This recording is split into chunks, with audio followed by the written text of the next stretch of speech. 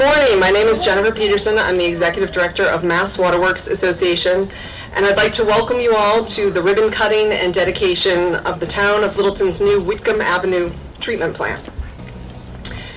You may recall that we were here in June of 2021 for the groundbreaking, and I do have a special connection with Littleton, as I was born and raised here, and I worked for this wonderful department for 6 years. So I'm excited to be back here today to celebrate the occasion of the completion of this project.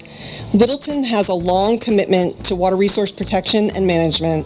This project is the culmination of years of planning to ensure that Littleton residents and businesses will have clean water for decades to come. Littleton had already been planning on building a new treatment plant when they became aware of PFAS contamination in their water sources. PFAS is a challenge for so many water systems in Massachusetts and really across the nation, but Littleton was proactive and tackled the problem immediately, and they reaped benefits by doing so.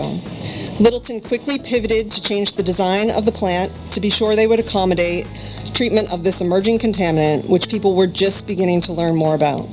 With the partnership of their engineering consultants Ty and Bond, they designed this state-of-the-art 10,000 square foot plant to filter up to 1.8 million gallons per day of water, enough to serve the entire water system. This plant was designed with biological filtration to remove iron and manganese, which are naturally occurring minerals, and granulated activated carbon has been installed to remove PFAS from the drinking water. This project also included construction of a 3.5-mile transmission line, which will enable Littleton to return the Spectacle Pond well to full use. Today you will hear more from many of the partners who were integral to the success of this project.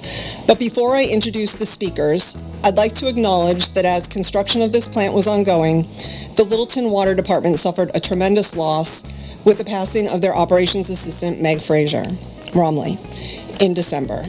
Meg worked for the town for 30 years, supporting the operations staff and ensuring that Littleton water customers got the prompt service and attention they needed. Meg and I worked together during my years at LELWD, and I can tell you that she took her job duties very seriously. She loved helping the water department staff with any of their administrative needs, but more importantly, she loved working for the community where she lived and raised her family. We're pleased to have her husband, Mark Romilly, and her daughters, Rachel and Jacqueline Wayland, with us today as LELWD dedicates this plant in memory of Meg. Meg was certainly an ambassador for the water department, but she was also part of the fabric that makes this such a great community. Meg always helped with LELWD's community outreach, such as serving meals at the senior luncheon or collecting and assembling Thanksgiving baskets to provide holiday meals for families in need. To Meg's family, please know how much Meg was appreciated for her commitment to LELWD and its customers, and how much she is missed by her coworkers. As you tour the plant today, please take notice of the plaque that's been installed inside the building, which memorializes Meg's contributions to the community. It will serve as a permanent tribute to a very dedicated public servant. With that, I'd like to turn the program over to the Commissioner of Mass DEP, Bonnie Heipel.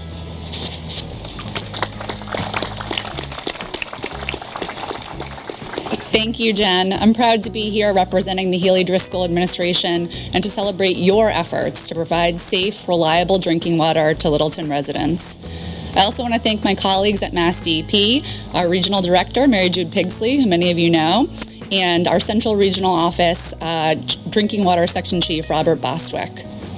It's been about 5 years since the term PFAS became something we all used around the drinking table. We're hearing about from regulators, state, local, federal now. And even in that short amount of time, PFAS sampling, health advisories, and drinking water standards have been instituted in many places. The science is truly evolving every day. Certainly PFAS is a top priority here in Massachusetts, at Mass DEP, and for water suppliers like Littleton, communities really across the Commonwealth. Mass DEP has made it a priority to tackle PFAS through focusing on the 3 R's. These are not the reading, writing, arithmetic that we used to talk about.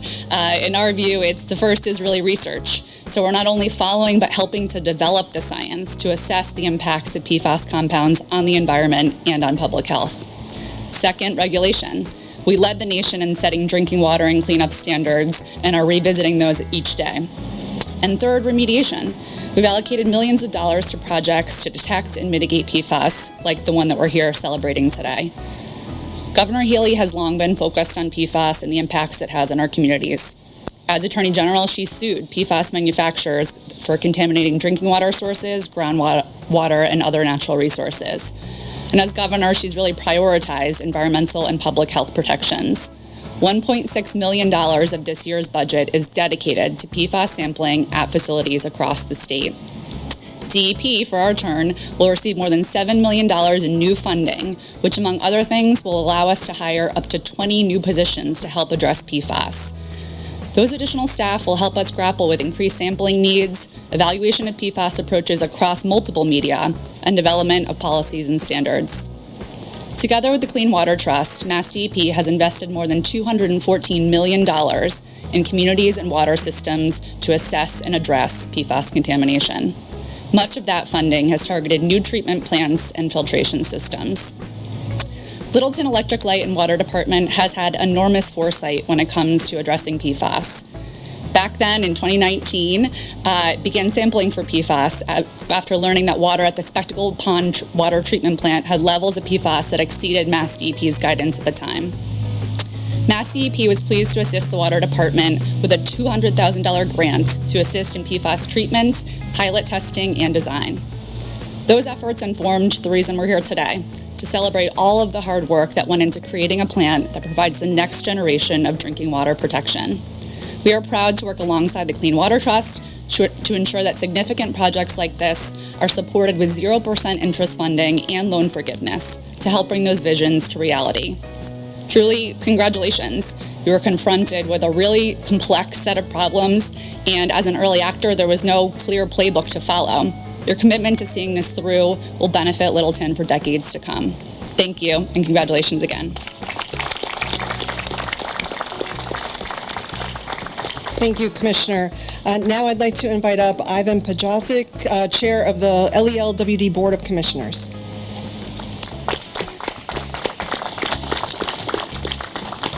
Thank you, Jen. First, I want to dispel any rumors that the Water Department has been working on the development of rain clouds this past summer. All right? Seriously, this is a great day for Littleton. This facility came to be due to the tireless efforts of staff at LELWD. Their perseverance during a pandemic, dealing with supply chain issues, developing temporary PFAS solutions, all while handling other multiple projects on a week-to-week basis was admirable, to say the least. Fellow commissioners and I always had faith in staff. Why? Because they care. They care about this community. They care about clean water. They care about customer service. And they care about each other. I also want to acknowledge the teamwork during the planning process that involved the Select Board, the Planning Board, Finance Committee. Thank you for the confidence in LELWD to deliver, and we did, constructed and under budget. Thank you to Representative Trahan and your staff, Senator Markey and his staff, Representative Arciero and his staff, Senator Eldridge and his staff, Mass DEP, and the Clean Water Trust. Each provided a piece in this extremely important project. In fact, not only will this plant serve the Littleton community, but also an environmental justice section of neighboring Boxborough that is dealing with contaminants. Final legislation is being worked on presently by Senator Eldridge and his staff to make this a reality. Lastly, and most importantly, I need to thank the citizens of Littleton who supported our plan and voted for financial authorizations. Without your support, we would not be standing here now. I am proud to be part of such a dedicated and visionary team at LELWD. Thank you. Next, we'll hear from LELWD's General Manager, Nick Lawler.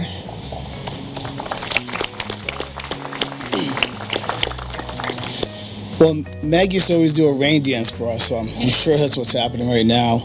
I want to thank the Board of Commissioners. This has been a tough project to support on many different levels for a long time, and their support has come through time and time again, including a Commissioner, Jim Carr, who's here today, who lives in New Hampshire now. So I guess once a Commissioner, always a Commissioner. But thank you all for the Board for your support through this project.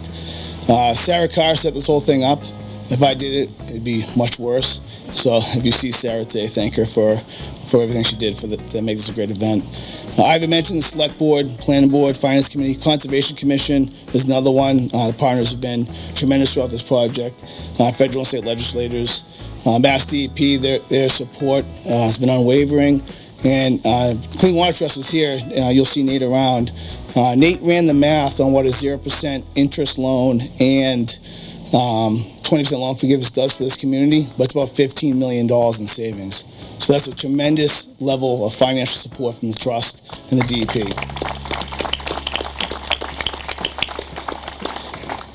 This project has gone on for a long time, and I'm starting to feel old now. It started in May 7th of 2018. It was really just a plan to remove iron and manganese. And I had Melissa from the office do a quick count for me on how many new employees we have since 2018. It's 25. So 25, you weren't even here in 2018 when this thing started. We were in front of town meeting looking for $7 million of funding, a borrowing authorization. It went in the consent agenda. The last time ever that an article of this magnitude went in the consent agenda, what a great feeling that was. Wow, we're done.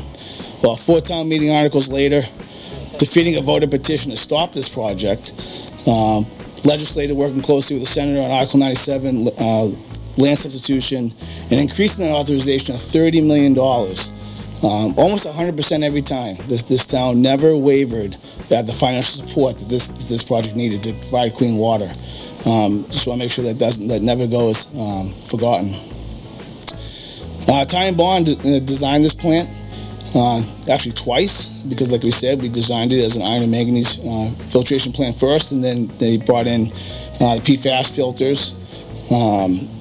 I don't want to say this is the only plant like this around, but there's not many. That has biological treatment, and there'll be water operators stationed in the plant today that you guys are more than welcome to ask questions to. Biological treatment with carbon filtration for the PFAS. We're still bringing these processes online. It's not simple, but really appreciate the support Time Bond Engineering has given to this project. Winston Builders, I can assure you that Winston Builders, Jeff Nyron and Dan McMillan, Nick Brecken, they've built this plant as if it was theirs. When you walk through this plant, you will see a level of craftsmanship and care that I haven't seen in a lot of the projects we've done in this community. So I really appreciate everything they've done. I haven't mentioned the community. So in October of 2019 is when we found PFAS in Spectacle Pond Well, which instantly hindered our opportunities to flush the system. We couldn't irrigate lawns, so we first took it offline, then we did a temporary piping solution, and then the capacity is shrunk, so we couldn't flush the system.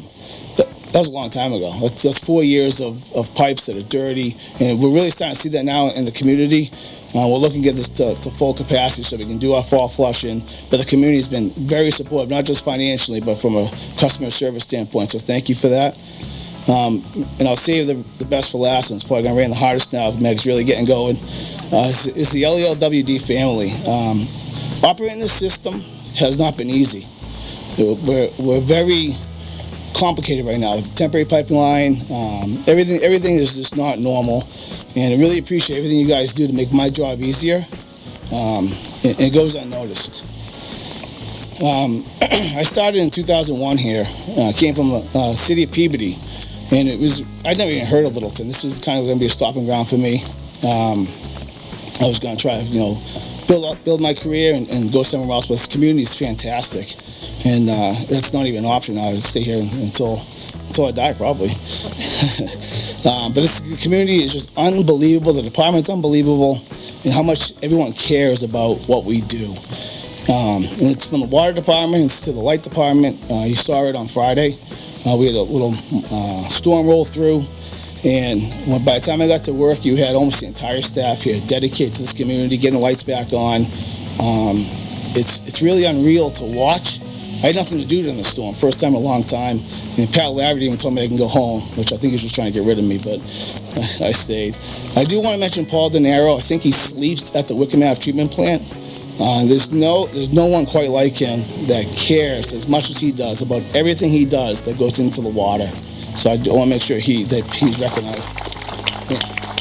And he even drinks it, so I know he cares. And that goes why we're here today. On December 14th last year, we lost Meg, and that was still is a tough day for all of us. And I hope when you go through the plant, you take notice of the plaque as well. Thank you. Thanks, Nick. And now we'll turn to Jake Mastrandria, Outreach Director for Congresswoman Lori Trahan, to say a few words. All right. I promise to be very brief so that we can all get out of the rain. And I just want to say I am so happy to be here on behalf of the Congresswoman today. She's in D.C. She would have loved to be here herself. Maybe not with the rain, but we'll see. I just want to say that Nick, Ivan, you guys have done a fantastic job. Everybody who's here has done a fantastic job with this plant.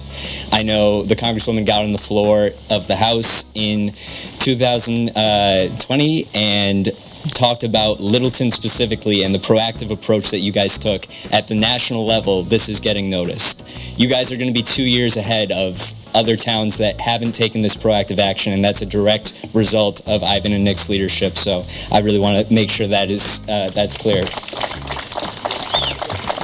And then it just comes down to our partners in the Senate and the Biden administration passing the American Rescue Plan Act and the bipartisan infrastructure law, bringing millions of federal dollars into projects like this one, $4 million to this one to be specific. That's an incredible investment in a worthwhile project, and we just have to thank the Healy Driscoll administration, Senator Eldridge, Rep. Arciero for all the work that they do to bring those federal dollars into the local communities and finish out those projects. So thank you all. Let's get out of the rain. Thanks, Jake. So as you've heard today, this project would not have been possible if not for the vision of the Water Department staff, the support of the Board of Water Commissioners, and most importantly, the commitment from the residents to financially support this project. You have made an investment in the future of Littleton, and you should be proud of this community's unwavering support and commitment to clean water. Thank you all for joining us today to celebrate the opening of the Whitcomb Ave treatment plant. Well, this concludes the formal program, and I'd like to invite the LWD staff, the Romilly family, and commissioners for the ribbon cutting at the door of the inside the plant. Thank you all very much. Inside.